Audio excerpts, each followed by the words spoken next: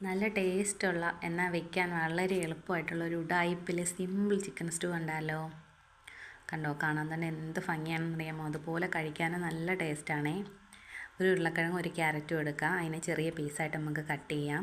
ഒരു പച്ചമുളക് എടുത്തിട്ടുള്ളൂ. എരിവിന് ആവശ്യമായിട്ട് നിങ്ങൾക്ക് എടുക്കാം. ആവശ്യത്തിനുള്ള ചിക്കനും അരിഞ്ഞു വെച്ചിരിക്കുന്ന ഉരുളക്കിഴങ്ങും ക്യാരറ്റും ഇട്ട് കുറച്ച് കുരുമുളകും ഇഞ്ചിയും ഇട്ട് കുറച്ച് വെള്ളം ഒഴിച്ച് നമുക്ക് 2 വിസിൽ കേൾക്കുന്നവരൊന്ന് വേവിച്ചെടുക്കാമേ.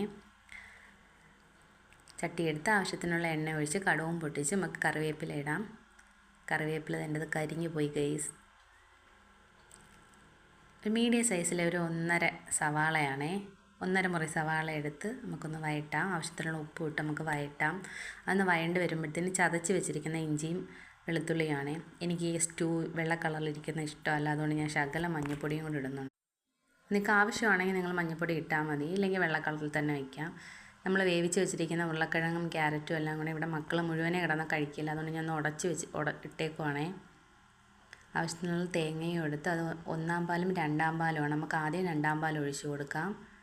ഒരുപാട് മിക്സ് ചെയ്യേണ്ട. അതൊന്ന് തിളച്ചൊന്ന് കുറുകി വരുന്നതിന് ശേഷം മാത്രം നമുക്ക് 1-ാം പാൽ ഒഴിച്ചാൽ മതി. ആവശ്യത്തിനുള്ള ഗരം മസാലയും കുരുമുളകും ഇട്ട് കൊടുത്ത് നമുക്കൊന്ന് അടച്ച് വയ്ക്കാം. അടച്ച് വെച്ചൊന്ന് കുറുകി വരുമ്പോഴത്തേനും 1-ാം പാൽ ഒഴിക്കാവൂ. 1-ാം പാൽ ഒഴിച്ചു കഴിഞ്ഞാൽ അധികം തിളയ്ക്കാൻ പാടില്ല. ജസ്റ്റ് ഒന്ന് ചൂടായി വരുമ്പോഴത്തേനും നമുക്ക് ഗ്യാസ് ഓഫാക്കാം.